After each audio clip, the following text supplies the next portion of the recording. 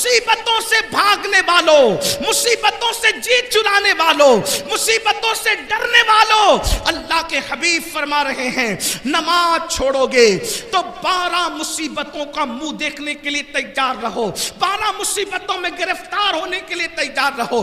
آئیے 3 مصیبتیں دنیا کی کیا ہے ذرا اس پر توجہ کریں۔ اللہ اکبر، کتنا ترس آتا ہے میری قوم پر، کتنی نادان ہے یہ قوم، ہر مصیبت سے پیچھا چھڑا رہی ہے، اور وہ بھیانک مصیبتیں جو نماز کی وجہ سے آ رہی ہے 10 منٹ کا ٹائم نکالنے کے لیے تیار نہیں۔ آؤ آؤ اپنے رسول، اپنے آقا جو ماؤں سے زیادہ شفیق ہے، ماؤں سے زیادہ رفیق ہے، اللہ اکبر، خون کے رشتے اتنا ہم سے پیار نہیں کرتے جتنا آمنہ کے لال نے پیار کیا ہے۔ حضور نے امت سے کتنی محبت کی ہے اس کا احساس تو کرو۔ اللہ کے حبیب نے اللہ کے عذاب کو کیوں بیان کیا؟ تاکہ سن لو، ہوشیار ہو جاؤ، اپنے آپ کو اللہ کے عذاب سے بچاؤ، ورنہ سن لو، اچھی طرح سن لو، کسی انسان میں اتنی طاقت نہیں ہے کہ اللہ کے عذاب کو برداشت کر سکے۔ واللہ سارے زمین اور آسمان مل کر اللہ کے عذاب کو اٹھانے کی طاقت نہیں رکھتے۔ یہ نازک سا وجود جو پسو، کھٹمل اور چونٹی کے کاٹنے پر بھی بے چین اور بے قرار ہو جاتا ہے، اللہ کا وہ عذاب کیسے برداشت کر سکو گے جو زمین اور آسمان برداشت نہیں کر سکتے؟ ایک بزرگ بہت روتے تھے، کسی نے پوچھا رونے کی وجہ کیا؟ فرماتے ہیں اگر اللہ مجھے گرم پانی کے عذاب سے ڈراتا تو بھی مجھے رونا ہی تھا، اللہ نے مجھے گرم پانی کے عذاب سے نہیں ڈرایا بلکہ اللہ نے مجھے جہنم کے عذاب سے ڈرایا۔ جہنم کے عذاب کے بارے میں قرآن کہتا ہے القاریہ ما القاریہ، جہنم کے عذاب کے بارے میں قرآن کہتا ہے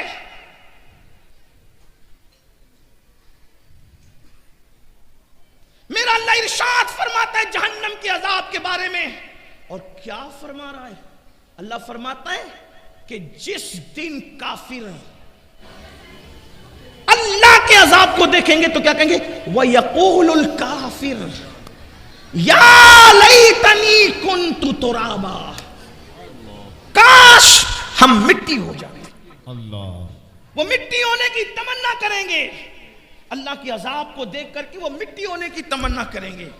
اللہ کے عذاب کا حال کیا ہے میرے عزیز میرے بھائی؟ اسی لیے صحابہ جنہیں جنت کی بشارتیں ملی تھی وہ رات بھر اسی لیے نہیں روتے تھے، انہیں پتا تھا اللہ کے عذاب۔ ام المومنین، یہ میری مائیں اور بہنیں موجود ہیں جنہیں نماز کا طریقہ بھی صحیح نہیں پتا، یہ گھمنڈ میں ہے مولانا ہم تو جنت ہی میں جائیں گے۔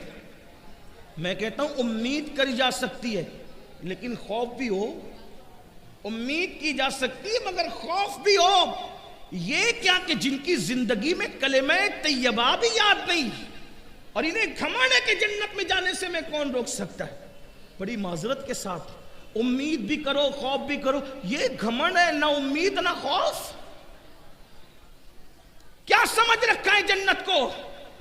ہم تو لوگوں سے کہتے ہیں 1857 کے بعد والوں نے جتنا جنت کو مشکل بنایا ہے اتنی بھی جنت مشکل نہیں ہے، اور جتنی آسان آپ کے شاعروں نے جنت بنا دی ہے اتنی بھی آسان جنت نہیں ہے، نہ اتنی مشکل ہے نہ اتنی آسان ہے۔ پھر اعتدال کی راہ کیا ہے؟ تو میرے امام اسے اعتدال کی راہ کو بیان کرتے کہتے ہیں وہ تو نہایت سستا سودا۔ واہ واہ واہ سبحان اللہ۔ اعتدال کی راہ کیا ہے؟ نہ 1857 کے بعد والوں کی فکر جو انہوں نے بہت مشکل کر دی کہ کچھ بھی کر لو جنت میں نہیں جاؤ گے، یہ مشکل، اور آپ کا حال یہ ان کو دیکھو اور ان کو دیکھو اور جنت میں چلے جاؤ۔ میں کہتا ہوں کہ ساری نسبتیں عظمتیں سراخوں پہ انکار نہیں، لیکن جن کو دکھا کر جنت بانٹ رہے ناظم صاحب آپ، ان کے ایمان پہ خاتمے کی بھی کوئی گارنٹی آپ کے پاس ہے؟ تو نہ اتنی مشکل نہ اتنی آسان۔ امام کی فکر یہ کہ وہ تو نہایت سستا سودا بیچ رہے ہیں جنت کا، ہم مفلس کیا مول چکائیں، اپنا ہاتھ ہی خالی ہے۔ سبحان اللہ سبحان. ہمارے پاس مول کیا ہے بھئی؟ چیز کتنی سستی ہو اور ہمارے پاس نہ ہو اس کی قیمت. آپ کی توجہ ہے؟ دیکھیں آسانی سے سمجھ میں آئی. چیز کتنی سستی ہو اور ہمارے پاس قیمت نہ ہو، لے سکتے ہیں. جیسے مثال کے طور پر یہ میرا رومال ہے. اگر میں کہوں کہ میں اسے آج بیچنا چاہتا ہوں، کون خریدے گا تم میں؟ تو میرا حسن ظن یہ کہتا ہے کہ میرے عزیز، میرے بھائی لوگ جو مجھ سے محبت کرتے ہیں، پیار کرتے ہیں، اگر میں اس کی قیمت یہ کہہ دوں 500 روپے، تو ابھی 500 کی کئی نوٹیں نکل آئیں، 5000 تو بھی نکل آئے، 10,000 میرا حسن ظن کہتا ہے تو بھی نکل آئے. لیکن میں یہ رومال چلے بیچ ہی دوں، کتنے میں خریدو گے؟ میں نے بیچنا اس کو، مجھے چاہیے اس رومال کے صرف 15 پیسے. 2 منٹ کا ٹائم ہے. اگر آپ میں سے کسی کی جیب میں 5 اور 10 15 پیسے ہو، ابھی لا کر دے دیں. حضرت مفتی ایوب صاحب کی بلا مدظ اللہ العالی کے ہاتھ سے یہ رومال لے کر جائیں، یا یہ سید صاحب کا رومال لے جائیں، یا اگر حضرت اجازت دے، گستاخی نہ ہو تو حضرت کا عصا لے کر چلے جائیں. اتنے بڑے بزرگ عالم دین کا عصا 15 پیسے میں میں ان کی اجازت سے آپ کو بیچنا چاہتا ہوں، لے جائیں. لیکن 2 منٹ میں آپ کو 15 پیسے لا کر دینا ہے. کوئی لے جا سکتا ہے؟ لے جا سکتا ہے؟ قیمت تو بڑی سستی تھی، آپ کے پاس وہ مطلوبہ قیمت تھی ہی نہیں، ہے نا؟ 15 پیسے کیا بظاہر کوئی حیثیت تو نہیں رکھتے نا. 15 پیسے تو آپ کا بھکاری بھی نہیں لیتا. بھکاری کو دو، ارے بچہ چھوٹا تھا وہ بھی پھینک دے گا، یہ کیا ہے؟ میں نہیں جانتا یہ کون سا سکہ ہے. آپ کا 3-4 سال کا بچہ بھی نہیں. لیکن آج اس قیمت کو میں نے مانگا، آپ نے نہیں دیا. وجہ عصا تو سستا تھا، مطلوبہ قیمت ہی آپ کے پاس نہ تھی، ہے نا؟ رومال تو سستا تھا، مطلوبہ قیمت ہی آپ کے پاس نہ تھی. سید صاحب کا رومال سستا نہیں تھی، مطلب کیا؟ چیز تو سستی بک رہی تھی مگر وہ کرنسی آپ کے پاس نہیں تھی. بلا تمثیل جنت تو بیچ دی محمد الرسول اللہ نے. مالک جنت نے تو اعلان کر دیا، بلکہ یوں شان سے اعلان کیا جس کو بریلی سے آواز آ رہی ہے، حضور تاج الشریعہ کی شکل میں کہتے جہاں بانی عطا کر دے، بھری جنت ہبا کر دے. نبی مختار کل ہے، جس کو جو چاہے عطا کر دے. سبحان اللہ، نعرہ تکبیر. نبی مختار کل ہے، جس کو جو چاہے. وہ بھیک میں بھی جنت دے سکتے اور بیچ بھی سکتے، کیونکہ خالق کل نے آپ کو مالک کل بنا دیا. دونوں جہاں ہے آپ کے قبضہ و اختیار. سستے سودے میں جنت بکی نا، لیکن آپ کے پاس ہے کیا؟ ایک نیکی پر بھی جنت مل سکتی ہے. ایک نیکی ہو بھی تو نا. توجہ ہے آپ کی؟ ایک نیکی ہو بھی تو نا. بڑی معذرت کے ساتھ کان کھول لو اپنے. بہت سے ایسے ہوں گے جن کو یہ غرور ہے آج کہ میں بہت نیک ہوں، لیکن جب میدان محشر میں اعمال نامہ ہاتھ میں آئے گا تو پتہ چلے گا تو میرے پاس تو کچھ ہے ہی نہیں. ہمارے پاس تو کچھ ہے ہی نہیں. ایک نیکی بھی نہیں ہوگی. وجہ جو نہیں پڑھتے نماز وہ تو نہیں پڑھتے، جو پڑھتے ان کا حال کیا ہے؟ اللہ کے رسول علیہ السلام فرماتے، توجہ کرنا، آقا فرماتے جس کے سینے میں کسی مسلمان کے لیے کینہ ہوتا ہے، اس کے سجدے اور اس کی دعا اس کے سر کے اوپر بھی نہیں جاتی. دیکھ لو نا، چیک کرو اپنے آپ، چیک کرو.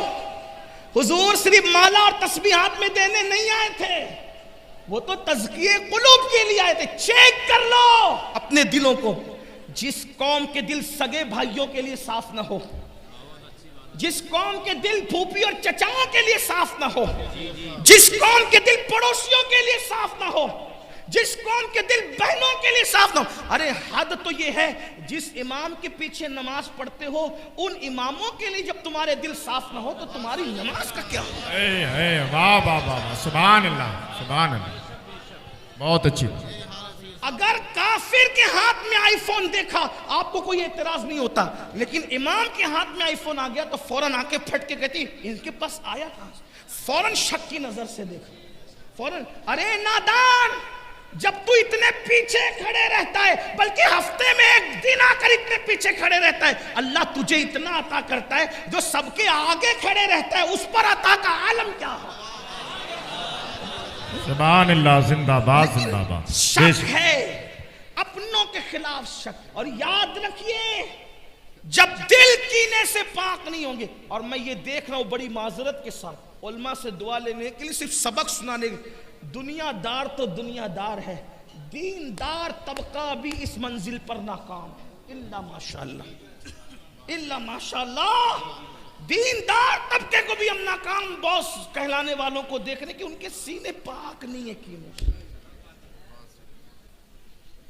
اگر کسی کی تقریر بھی اچھی ہو جائے تو ان کو اس وقت بھی تکلیف ہوتی ہے، بری ہو جائے تو بھی تکلیف ہوتی ہے. آپ توجہ فرمائیں، کسی سے لوگ زیادہ پیار کرنے والے ہوں تو تکلیف ہوتی ہے، مخالفت کرنے والے ہوں تو تکلیف.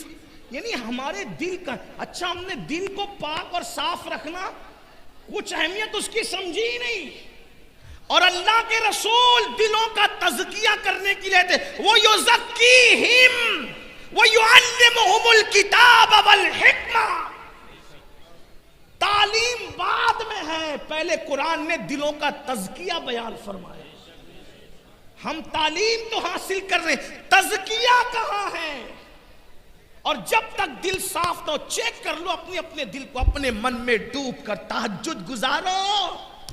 فجر پہ گھمنڈ کرنے والوں، ظہر پہ اترانے والوں، جانے نماز نے کہہ دیا کہ جس کے دل پاک و صاف نہیں ہے بغض و کینے سے، ان کے سجدے ان کے سر کے اوپر نہیں جاتے، ان کی نمازیں ان کے سر کے اوپر نہیں جاتی، ان کی دعائیں ان کے. اس کا مطلب صرف نماز پڑھ کے بھی چھٹکارا نہیں ہے. قرآن کہتا ہے عاملۃ ناصبۃ تصلی نارا حامیہ. قرآن میں چھوڑا ہی کچھ نہیں ہے. یہ بھی قرآن کا معجزہ ہے.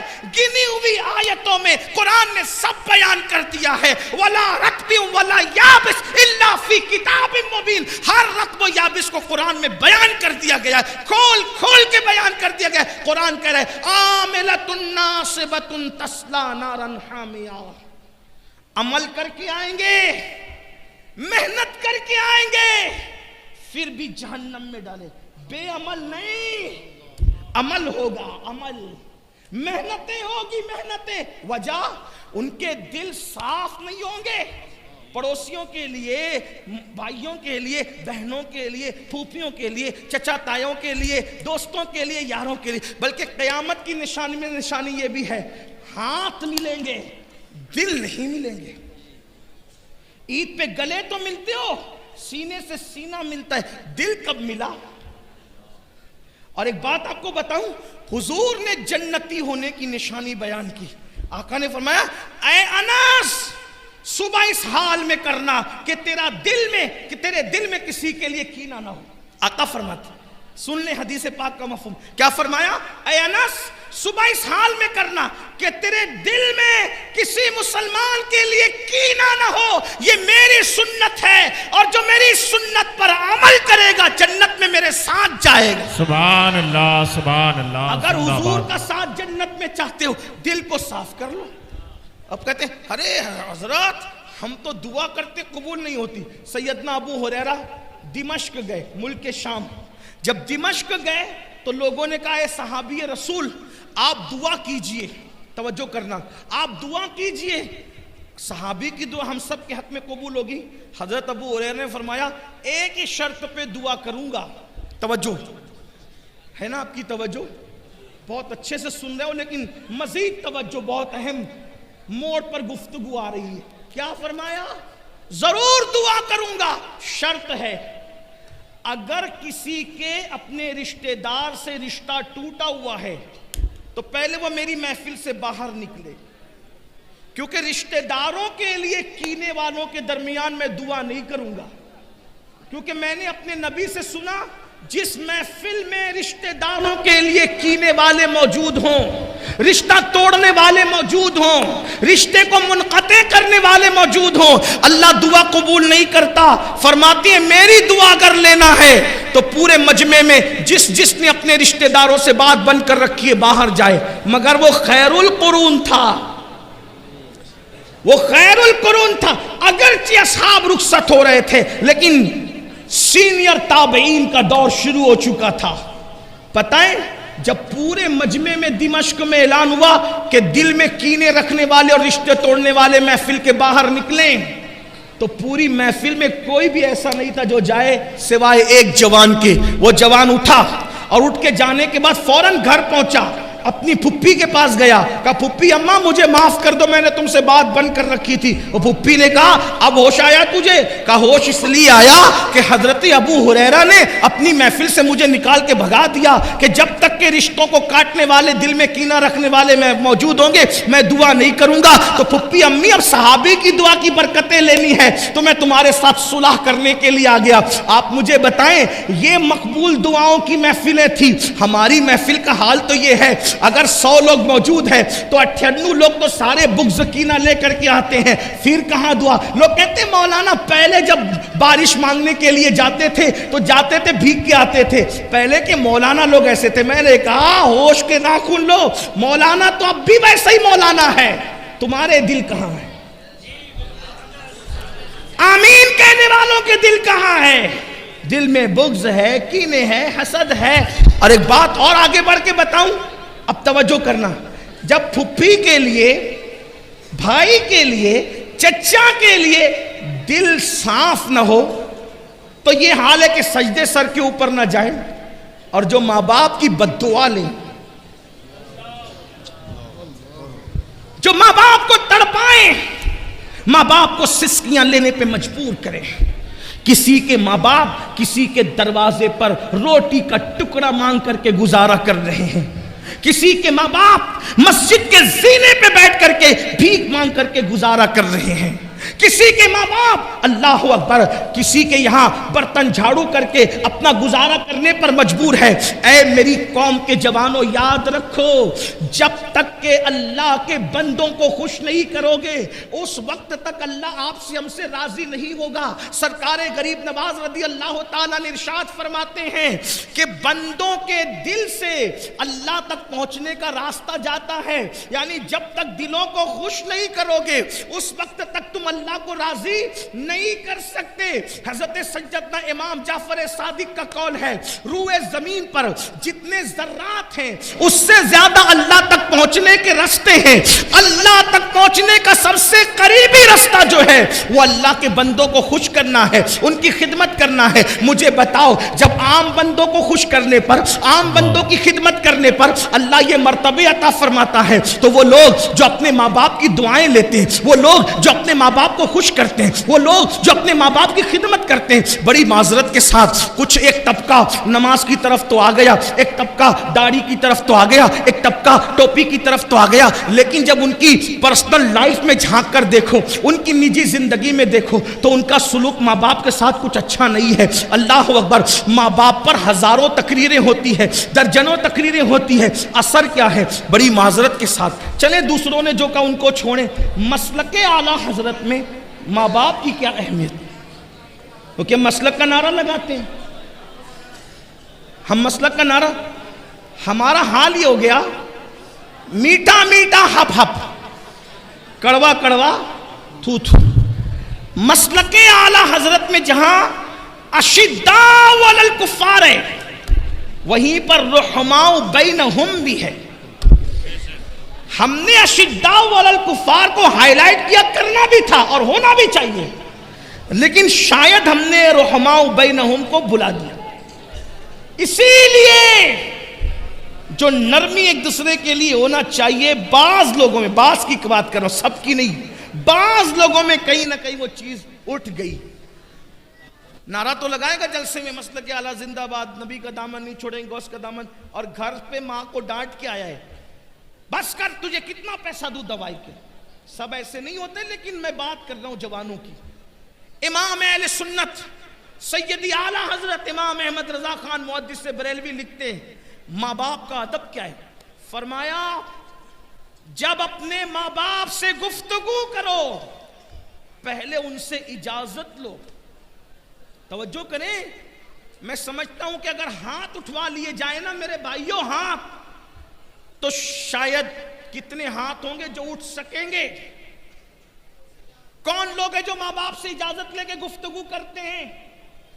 پہلی بات تو ماں باپ ترستے ہیں میرے بھائی کہ میرا بیٹا مجھ سے گفتگو تو کر لے. فون پر لگے ہوئے ہیں کسی لڑکی سے ناجائز تعلقات بنانے میں, گھنٹوں اس کو پٹا رہے ہیں, پھسلا رہے ہیں, اور ادھر بوڑھی ماں انتظار کر رہی میرا بیٹا مجھ سے بات تو کر لے, مجھ سے میری خیریت تو پوچھ لے. یہ حالات ہیں.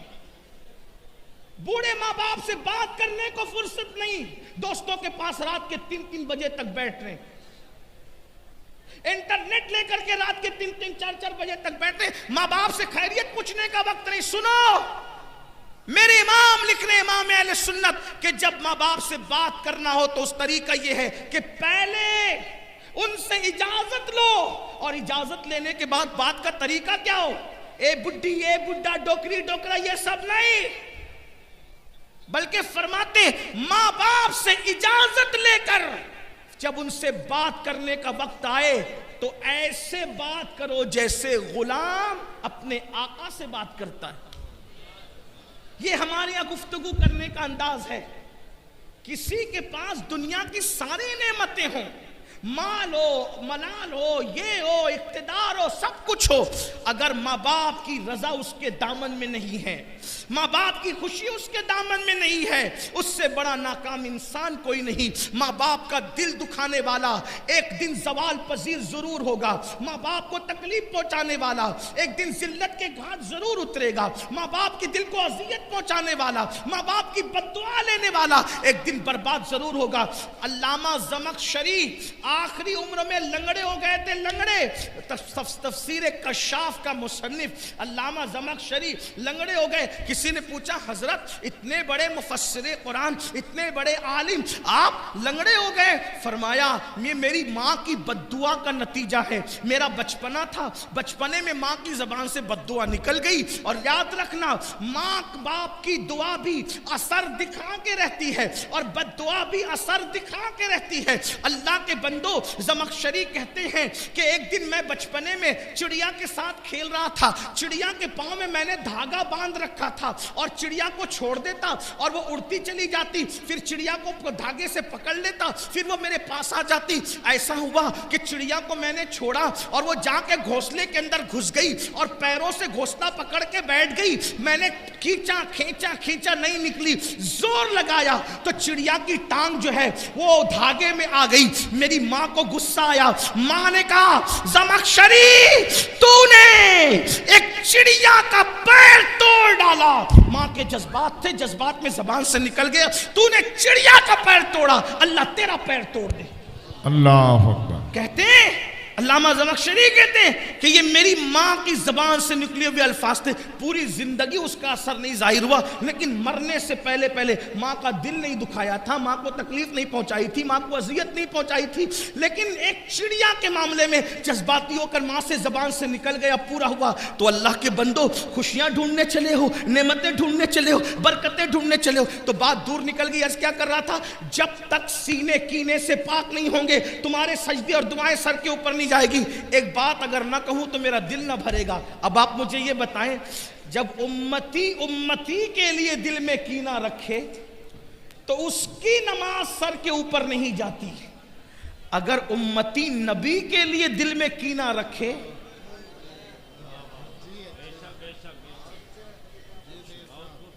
پھر وہاں تو نماز کا تصور ہی ختم ہے.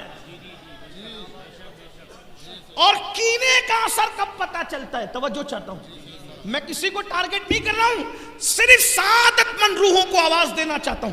کینے کا تصور کب پتا چلتا ہے؟ توجہ, کینے کا اثر اس وقت پتا چلتا ہے کہ اللہ نہ کرے کسی کے دل میں علامہ ایوب صاحب کے لیے کینہ ہو, مفتی ایوب صاحب کے لیے کینہ ہوا، میں نے جہاں تعریف شروع کی اس کا منہ اترنا شروع ہوگا. یعنی کہ جس کے لیے دل میں کینہ ہوتا ہے اس کی تعریف انسان سے برداشت نہیں ہوتی. کینے کی یہ علامت ہے. نمبر 2، جب کسی کے لیے دل میں کینہ ہو اس کی لوگ تعظیم اور عزت کریں تو بھی انسان سے برداشت نہیں ہوتی. تو اب دنیا میں کن کے سینوں میں نبی کے لیے کینہ ہے؟ اگر تلاش کرنا ہو تو پھر ہم سلیکشن نہیں کریں گے کیونکہ ہمارے پاس کوئی علم غیب نہیں ہے. لیکن علامتیں تو ہیں نا. جب علامہ مفتی ایوب صاحب کی تعریف کسی کو برداشت نہ ہو تو ہم سمجھتے اس کے دل میں کینہ ہے. سید فرید میاں کی تعریف برداشت نہ ہو ہم سمجھتے دل میں کینہ ہے.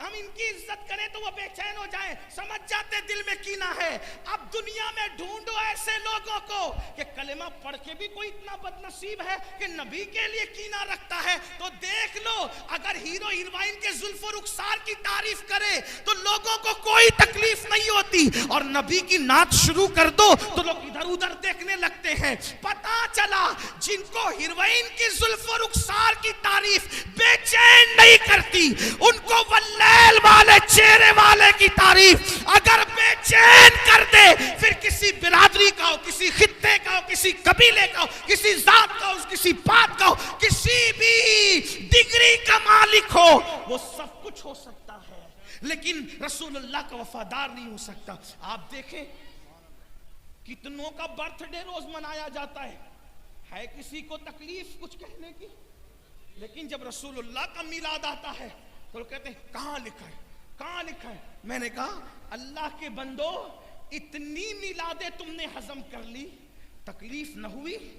ایک آمینہ کے لال کی میلاد، ایک آمینہ کے لال کی میلاد. اور پھر میں کہتا ہوں کسی کی میلاد ہمارے لیے وہ اہمیت نہیں رکھتی. آمینہ کے لال کی میلاد صرف کسی کی ولادت نہیں بلکہ وہ یوم انقلاب ہے. بابا سبحان اللہ سبحان اللہ. بے شک کعبہ بتوں سے کب پاک ہوا؟ اسی میلاد کے بعد. شیطان کا قبضہ دنیا سے کب ختم ہوا؟ اسی میلاد کے بعد. بچیوں کا زندہ دفن ہونا کب بند ہوا؟ اسی میلاد کے بعد. لوگ رحمان کا کلمہ پڑھنے والے کب بنے؟ اسی میلاد کے بعد. نماز پڑھنے والے کب بنے؟ اسی میلاد کے بعد. مکے جیسے کفرستان میں لبیک اللہم لبیک لبیک لا شریک لک لبیک کی اگر گونج ہوئی ہے اسی میلاد کے بعد. پتا چلا وہ صرف کسی کی میلاد نہیں بلکہ یوم انقلاب ہے. لیکن رونا تو اس پر ہے نا میرے بھائی، انسان اتنی میلادیں ہضم کر گیا. ایک میلاد اور پھر اس پر طرفہ یہ کہ کچھ لوگ اتنے آگے بڑھتے، مجھے نہیں ابھی تک پتا چل سکا کہ کسی عالم نے اس پہ اعتراض کیا. علماء کی توجہ میلاد پر عالم نے کبھی اعتراض نہیں کیا کسی نے. میں کسی عالم کو نہیں جانتا جس نے اعتراض کیا، لیکن جاہلوں کی طرف سے اعتراض. وجہ اس کی یہ ہے کہ علم کتنا ہی ہو اور اگر وہ تعظیم رسالت نہیں جانتا تو ابو الحکم کو بھی ابو جہل کا ٹائٹل دیا گیا ہے. جی واہ واہ. عالم کبھی بھی اعتراض نہیں کیا تو کہا جاہلوں کی طرف سے کہا کہ یہاں تک کہہ دیا کہ یہ میلاد تو شرک ہے. میں نے کہا اللہ کے بندو، رب کی شان ہے لم یلد ولم یولد، تو جس کا میلاد منایا تو شرک کی کاٹ تو یوں ہی ہو گئی. تو نبی کے لیے دل میں بغض نہ رکھو، کینہ نہ رکھو، بلکہ دیکھو کیا فکر ہونی چاہیے. لوگ کہتے تھے، کیا کہتے تھے؟ اللہ کے نبی ایسے ایسے ایسے. لیکن 14ویں صدی کا مجدد آیا اور اس نے اپنے قلم اور زبان کو وقف کر دیا نبی کی تعریف کے لیے. اور کس شان سے کہی، کس شان سے کہتے ہیں زمین و زمان تمہارے لیے، مکین و مکان تمہارے لیے، چنین و چنا تمہارے لیے، بنے دو جہاں تمہارے لیے.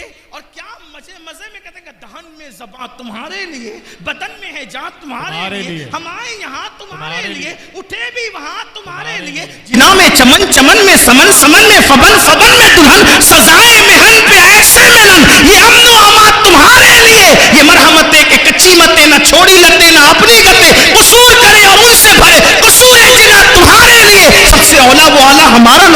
سے بالا وہ آلہ ہمارا نبی، اپنے مولا کا پیارا ہمارا نبی، دونوں عالم کا دولہ ہمارا نبی، خلق سے اولیاء، اولیاء سے رسول اور رسولوں سے اعلیٰ ہمارا نبی، بجھ گئی جس کے آگے سبھی مشعلیں، شمع وہ لے کر آیا ہمارا نبی، ملک کونین میں انبیاء تاجدار، تاجداروں کا آقا ہمارا نبی، اس پر کھاتا ہے جس نے نمک کی قسم، وہ ملی دلارا ہمارا نبی، جس نے ٹکڑے کیے ہیں کمر کے وہ ہے نور وحدت کا ٹکڑا ہمارا نبی، کون دیتا ہے دینے کو وہ چاہیے، دینے والا ہے سچا ہمارا نبی۔